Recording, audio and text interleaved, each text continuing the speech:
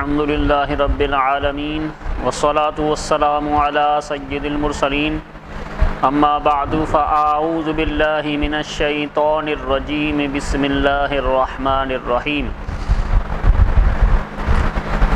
اللہم صلی علی سیدنا مولانا محمد وعلی آل سیدنا ومولانا محمد وبارک وسلم۔ ناظرین کرام السلام علیکم ورحمۃ اللہ وبرکاتہ۔ الحمدللہ ایک مرتبہ پھر ہم آپ کی خدمت میں درس قرآن میں حاضر ہیں۔ ہمارا سورہ بقرہ کا درس چل رہا ہے اور ہماری درس میں 57 آیات ہو چکی ہیں۔ آج انشاءاللہ ہم 58 یعنی آیت نمبر 58 کی تلاوت اور ترجمہ اور تشریح کا آغاز کریں گے۔ آئیے تلاوت قرآن ہم سنتے ہیں۔ اللہ تبارک و تعالی ارشاد فرماتا ہے: اعوذ باللہ من الشیطان الرجیم، بسم اللہ الرحمن الرحیم۔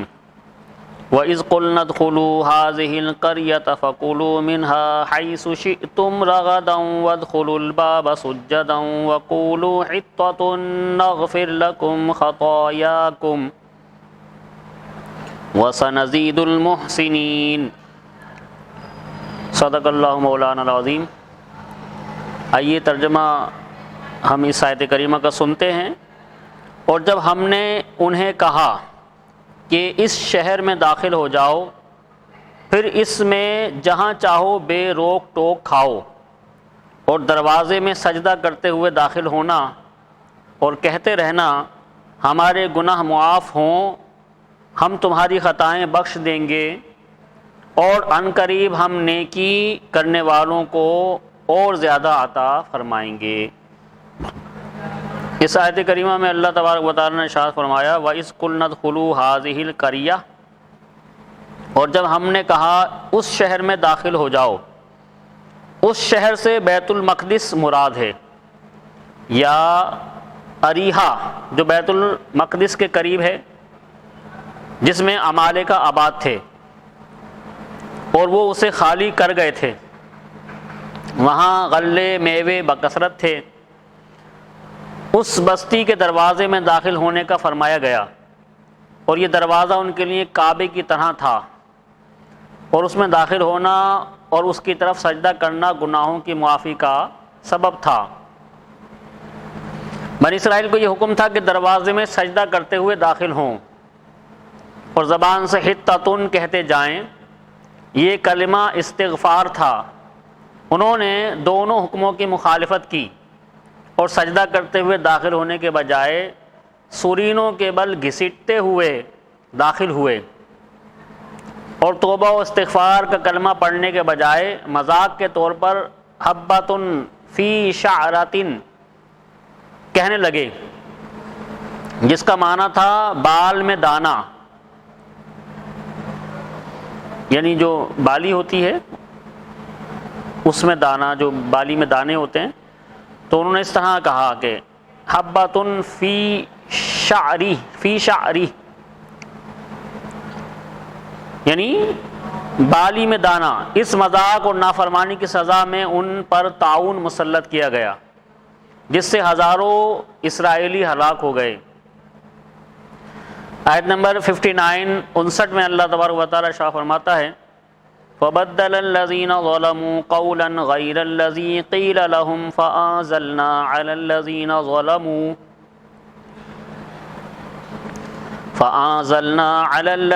ظَلَمُوا رِجْزًا مِّنَ السَّمَاءِ بِمَا كَانُوا يَفْسُقُونَ۔ ترجمہ ہے: پھر ان ظالموں نے جو ان سے کہا گیا تھا اسے ایک دوسری بات سے بدل دیا، تو ہم نے آسمان سے ان ظالموں پر عذاب نازل کر دیا کیونکہ یہ نافرمانی کرتے رہے تھے۔ اس آیت میں ارشاد ہوا: فَأَنزَلْنَا عَلَى الَّذِينَ ظَلَمُوا رِجْزًا مِّنَ السَّمَاءِ، تو ہم نے آسمان سے ان ظالموں پر عذاب نازل کر دیا۔ بنی اسرائیل پر طاعون کا عذاب مسلط کیا گیا، اور اس کی وجہ ایک ساتھ میں اس کی وجہ سے ایک ساتھ میں ان کے 70,000 افراد ہلاک ہو گئے تھے۔ طاعون کے بارے میں ہمارے آقا صلی اللہ علیہ وسلم کی احادیث سماعت فرمائیے۔ حضرت اسامہ رضی اللہ عنہ سے روایت حضور اقدس صلی اللہ علیہ وسلم نے ارشاد فرمایا، بے شک یہ طاعون ایک عذاب ہے جسے تم سے پہلے لوگوں پر مسلط کیا گیا تھا، لہذا جب کسی جگہ طاعون ہو اور تم وہاں موجود ہو تو تم طاعون سے بھاگ کر وہاں سے نہ نکلو، اور جب کسی جگہ طاعون ہو تو تم وہاں نہ جاؤ۔ یعنی اس حدیث میں اگر طاعون والی جگہ پہ آپ موجود ہیں تو وہاں سے نکل کے دوسرے علاقے میں نہ جائیں، اور جس علاقے میں طاعون ہے دوسرے جس علاقے میں طاعون نہیں ہے وہاں کے لوگ جو ہے طاعون زدہ علاقے میں نہ جائیں۔ ایک اور روایت میں نبی اکرم صلی اللہ علیہ وسلم نے ارشاد فرمایا، طاعون پچھلی امتوں کے عذاب کا بقیہ ہے، جب تمہارے شہر میں طاعون واقع ہو تو وہاں سے نہ بھاگو، اور دوسرے شہر میں واقع ہو تو وہاں نہ جاؤ۔ ام المؤمنین حضرت عائشہ صدیقہ رضی اللہ عنہا حدیث بیان فرماتی ہیں میں نے رسول اللہ صلی اللہ علیہ وسلم سے طاعون کے بارے میں عرض کی تو انہوں نے مجھے بتایا کہ طاعون ایک عذاب ہے، اللہ تعالیٰ جس پر چاہتا ہے یہ عذاب بھیج دیتا ہے، اور اللہ تعالیٰ نے اسے اہل ایمان کے لیے رحمت بنایا ہے۔